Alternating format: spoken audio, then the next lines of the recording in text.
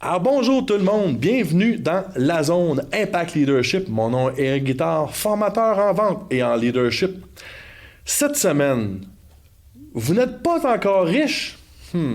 C'est probablement parce que vous échangez encore du temps contre de l'argent. La zone Impact Leadership, c'est pour toi, entrepreneur ambitieux, conscient que de devenir un meilleur leader te permettra de créer une culture d'entreprise à l'intérieur de laquelle tes employés et ton entreprise vont s'épanouir et briller tout en faisant une réelle différence dans la communauté. À chaque épisode, on traite de leadership, de culture d'entreprise et de communication dans le but de devenir un meilleur leader et de créer une équipe gagnante dans ton entreprise. Je te remercie d'investir quelques minutes avec moi aujourd'hui. Let's go!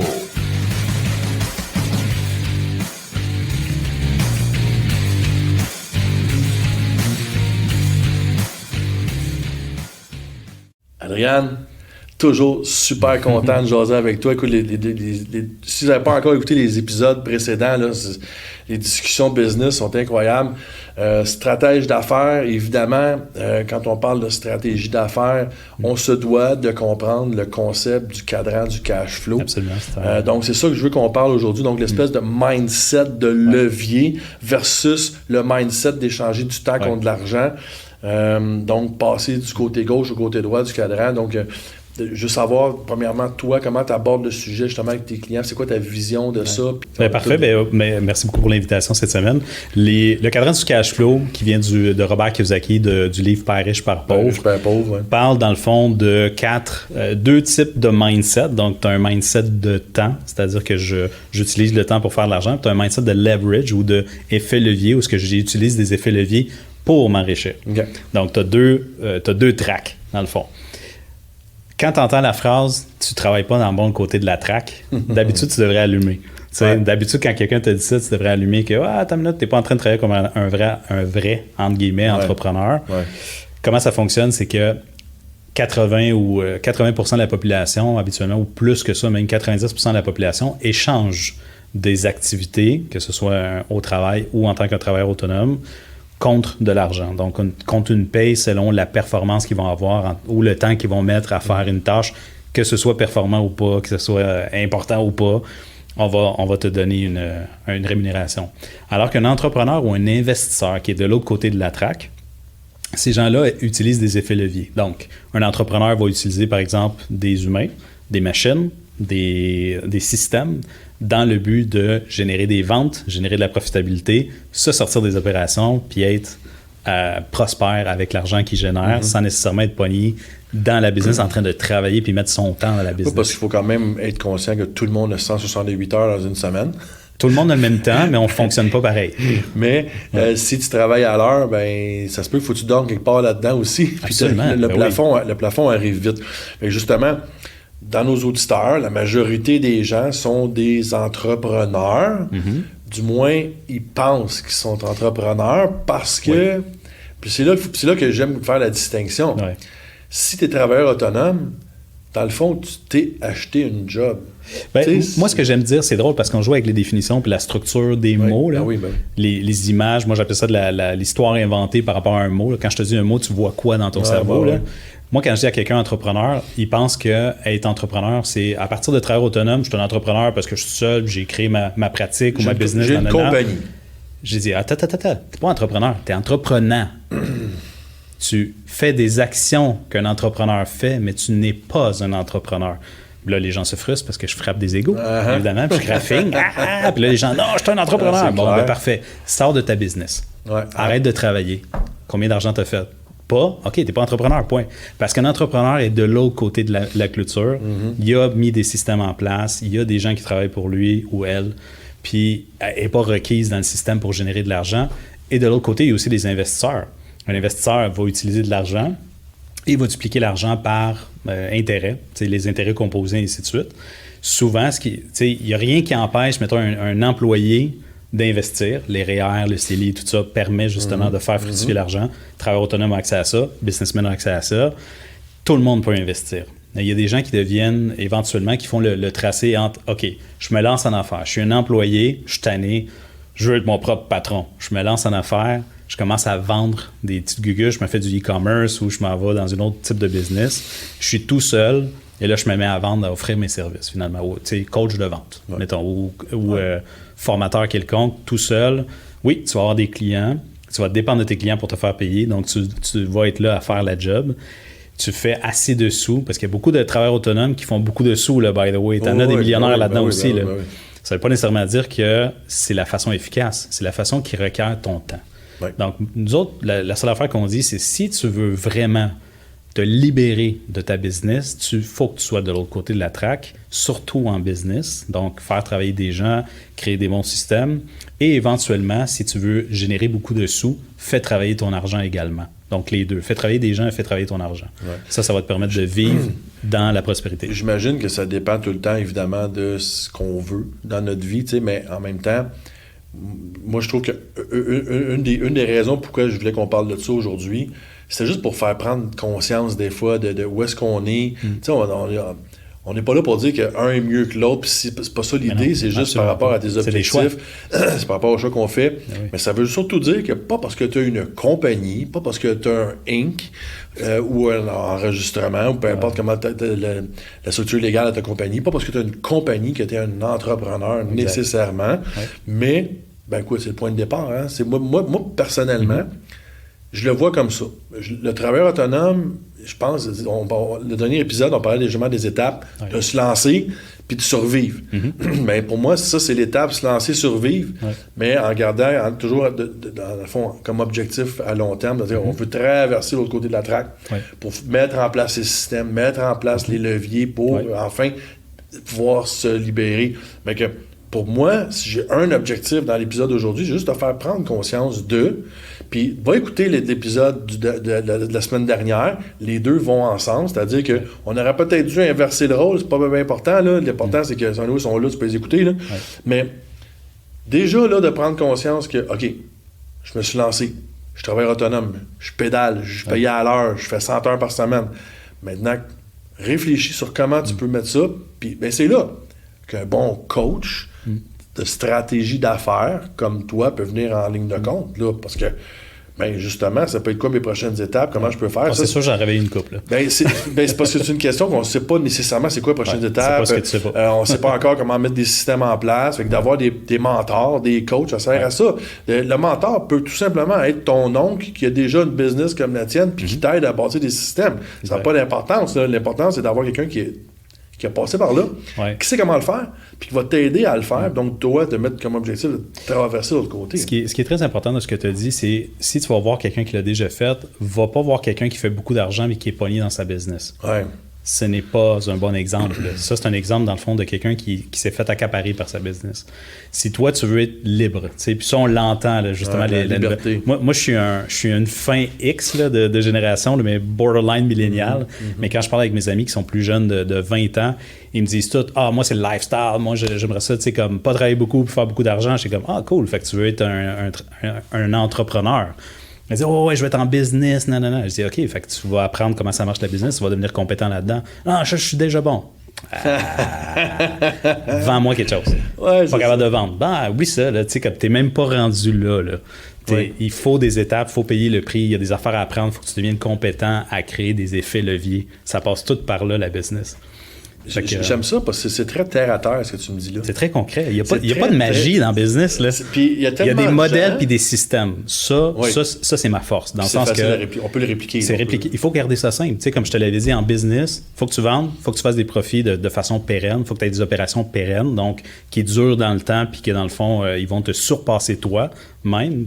Puis il faut que tu dégages de là au niveau du temps. Si tu es capable de faire ces trois affaires-là, life it's a dream. Tu as de l'argent pour être physiquement où tu veux être. La plupart des gens, ils me disent « moi, Adrien, j'aimerais ça faire ce que je veux, avec qui je veux, quand je veux. » Non. J'ai un problème avec ça, moi. Parce que c'est quoi? C'est pas tout le monde qui est capable de faire ce que tu veux, quand tu veux. Fait que c'est pas le « avec qui je veux ». Non. Avec qui tu veux, il travaille. Disponible. Il y a une job. Tes amis, ils ont une job. Ils sont en travail autonome. Ils ne peuvent pas dégager de là. Les seules personnes avec qui tu vas te tenir à ce moment-là, c'est des gens libres de leur temps et qui ont de l'argent. Puis, ben, bizarrement, généralement, quand ça arrive, ça, que les gens libres se tiennent ensemble, tout d'un coup, ils explosent encore plus parce que t'as l'influence d'un de l'autre, l'espèce de... Ils savent comment faire des systèmes, ces gens-là. Ils savent encore Ben oui, plus. si ton entourage est fait de gens qui ont systématisé des business, oh my clair. God, ce que tu apprends là, ça s'apprend pas à l'école. Puis je te dis tout de suite, moi, je suis pas pour nécessairement l'université, puis je scratch bien du monde là-dessus. J'aime les contenus de MBA, j'aime les contenus de business universitaires, j'aime la théorie, mais c'est absolument pas un gage. Le savoir n'est pas un gage de succès, parce qu'on parlait de compétences dans un autre podcast. Ça prend ton savoir, ça prend le savoir-être et ça prend le savoir-faire. Tout en même temps va déterminer la compétence que tu as en tant qu'entrepreneur. Et il faut que tu connaisses les modèles, comme le modèle qu'on parle là, du cadran du cash flow. Fait que si tu ne connais pas ces modèles-là, personne ne t'a éduqué ou tu ne t'es pas éduqué là-dessus, ça va être très difficile de savoir t'es où dans ton parcours et faire les ajustements que tu as besoin de faire pour arriver à concrétiser ce qu'il y avait dans ta tête au départ. Ben oui. Fait que, encore une fois, le dernier épisode, on parlait du rêve au concret. Ouais. Ben, tu sais, encore une fois, tout est dans tout. Là, on tourne beaucoup alentour du même sujet, mais l'idée dans ça, c'est d'arrêter de voir l'entrepreneuriat comme... Puis ça, je pense que les plus jeunes ont malheureusement cette vision idéale, idéologique de « on va avoir de la business, puis ça va bien aller, puis on va le faire en ligne, puis on va... » Oh, t'es un peu là. Puis ça, en passant, c'est pas générationnel. Fait que je défends je défends les millénials, puis je défends les Z. Moi, j'étais de même. Moi, je me suis lancé en affaires en 97, puis j'ai 44 ans. Ça fait un bout que je suis là-dedans. Là. Ça fait un bout que j'ai traîné à ne pas bâtir des systèmes, à être employé, travail autonome, employé, business. Ouais, là, ça marche pas en business, retourne. Puis je joue jusqu'à temps que je me suis assez développé au niveau de mes skills, de savoir-être, savoir bien m'entourer, savoir respecter, avoir des bonnes valeurs, avoir de la discipline. Tu sais, comme tout le développement personnel, ça a pris du temps. C'est ça la vraie expérience en bout de ligne aussi. C'est ça la valeur. D'être capable de bâtir ta valeur personnelle à travers ça. Moi, j'ai vraiment été élevé de va à l'école, va chercher un diplôme, bonne job, va prendre ta retraite après. Là. J'ai vraiment cette vieille mentalité-là. Living the dream. Ben, c'est ça, tu travailles. Tu sais, c'est va à l'école, va chercher un diplôme, travaille 40 ans dans la même place, va après ça, prends ta retraite brûlée, puis profite pas de ton cash, profite de rien parce que finalement ta retraite vaut plus rien parce que le coût de la vie a augmenté. Moi, c'est comme ça que j'ai été élevé. Je suis pas beaucoup plus vieux que toi, j'ai 48, mais ça dépend aussi de comment que nos parents nous ont éduqués là-dessus. Fait que j'aime ça que tu parles que le diplôme n'est pas une nécessité, même si moi, je trouve que tu apprends beaucoup au niveau de la discipline puis du travail, parce qu'aller chercher un bac ou une maîtrise, ça demande énormément de travail. Ouais. Moi, c'est là-dessus que je veux que mes enfants aillent à l'école. Pas pour le diplôme, pour... La rigueur que ça prend. Travailler dedans, puis tu sais, des fois, tu as des cours que tu n'aimes pas, ben, continue, puis développer cette espèce de mentalité de guerrier-là, puis de ne pas faire la gaffe. Exact. La majorité font, c'est une fois que le diplôme est fait, j'ai fini, j'ai plus rien à apprendre.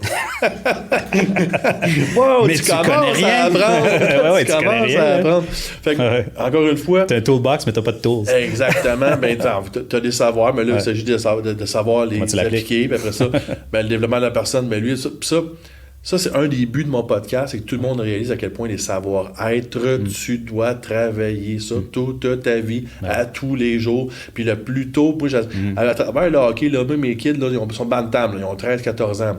Moi, je commence déjà à leur faire comprendre que ben, t'as bien beau savoir patiner, je peux faire des shots, mais si t'es pas un bon coéquipier, puis si t'es pas si t'es pas ouvert à l'enseignement, puis il te manque de quoi, fait que d'être enseignable, fait que c'est des choses que je veux déjà qu'ils commencent à voir que déjà à 13-14 ans, si je peux déjà les amener à se développer comme personne, fait que ça fait partie de tout ça. T'sais. Je vais rebondir là-dessus parce que vu que tu es très fort dans le sport, moi je suis plus en business pratiquement tous les jours, là, mais dans le sport, on a une belle analogie dans ce que tu as dit, où est-ce qu'il y a des systèmes de jeu.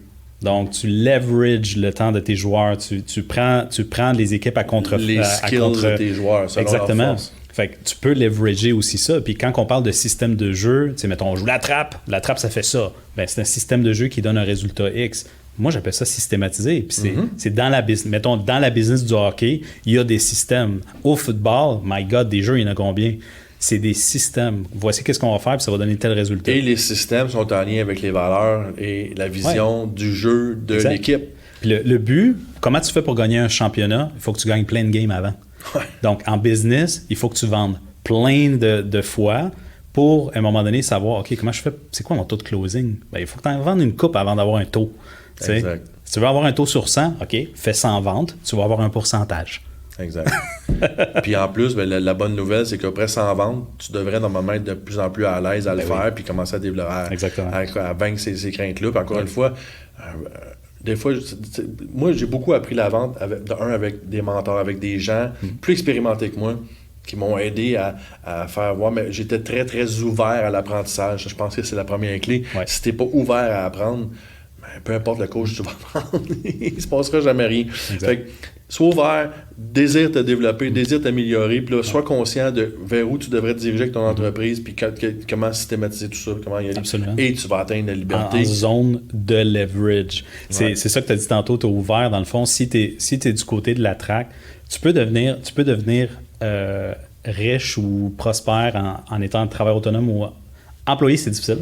C'est de te dégager de là, c'est des REER ou c'est loin. Employé, tu peux devenir riche si tu réussis à grimper les échelons jusqu'à président, de faire la même, puis là, tu es au vice-président, puis là, tu as des salaires à 500 000 par année. Tout à fait, mais il faut que tu mettes de l'argent de côté anyway. Fait que c'est en investisseur que tu vas réussir à te dégager de là. Vraiment. C'est en accumulant beaucoup d'argent que tu vas être libre de ton temps et avoir de l'argent. Ouais. Fait que tant aussi longtemps que tu n'as pas, soit que tu n'es pas devenu investisseur ou soit que tu n'as pas une business qui te permet justement de ne pas être là puis avoir des bénéfices, tant que tu n'es pas là, bye bye les dreams. Là. Ça veut pas dire que tu vas mal vivre. On dit pas ça. C'est juste que si ton rêve, c'est de faire de l'argent puis avoir du temps, c'est pas dans les cases employé, travailleur autonome, c'est dans les cases business. Si la liberté fait partie de tes objectifs, de ton temps de la renommée, ben t'as pas le choix. Faut que tu comprennes ça. Fait que dans le fond, là, vraiment, la combinaison de l'épisode d'aujourd'hui puis le dernier épisode, réécoutez-les plusieurs fois, là, ce qu'on vient de jaser là, jusqu'à ce que ça rentre vraiment, puis ça fasse partie de tes croyances à toi, que ça te rentre dans la tête, c'est par là qu'on s'en va. On vient de tracer une partie de la map, là, hein? Dans le fond, ça qu'on vient de faire, on vient de tracer une partie de la map dans les deux derniers épisodes d'aujourd'hui et le dernier épisode. Ouais. C'est super cool, j'adore Adrienne, c'est vraiment, vraiment, vraiment des discussions tripantes. Le défi 7 jours, on est rendu au défi 7 jours. On parle depuis tantôt justement de cadran du cash flow. On a parlé du livre Père riche, Père pauvre. Ben, c'est ça mon défi cette semaine.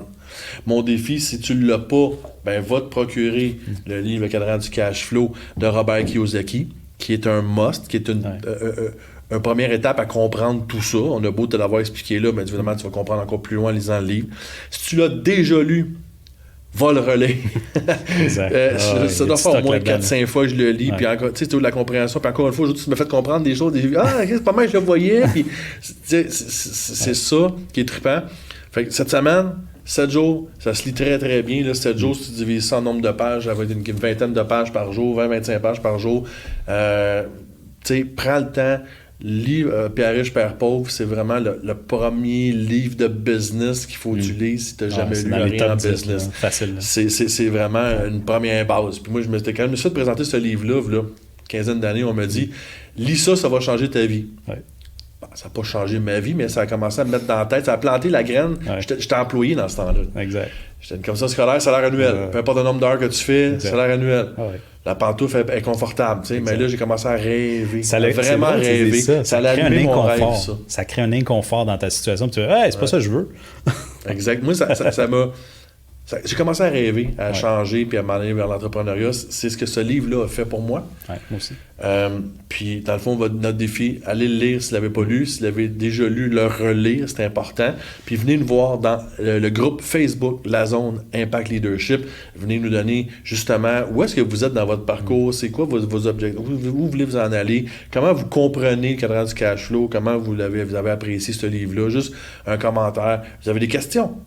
Venez me voir, on est là pour ça, puis ça va me faire plaisir d'essayer de vous aider, de vous répondre. Puis dans le groupe, il y a d'autres entrepreneurs comme Adrienne, entre autres, qui peuvent vous répondre, vous aider. On est là, c'est là pour une belle communauté. Ouais. Fait que, groupe Facebook, la zone Impact Leadership.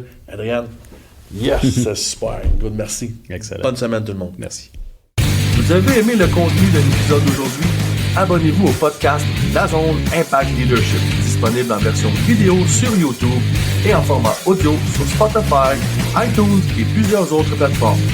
Également, suivez-nous sur Facebook en tant que membre du groupe La Zone Impact Leadership, où vous pourrez avoir des nouvelles exclusives et où vous pourrez interagir avec moi, le coach. Passez une super belle journée remplie d'abondance.